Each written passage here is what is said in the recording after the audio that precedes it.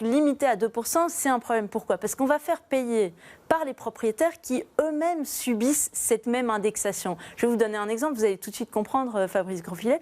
Imaginez quelqu'un qui a 80 ans, qui est en maison de repos, qui a investi dans de la brique en se disant c'est ma pension parce qu'il a été indépendant toute sa vie, et il va se retrouver avec une limitation de son indexation de loyer alors que sa maison de repos, elle va augmenter aussi.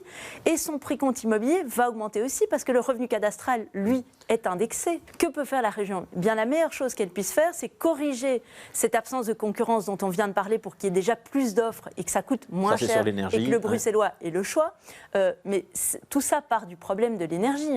C'est pour ça qu'il y a un problème chez les locataires. C'est parce que le pouvoir d'achat est diminué.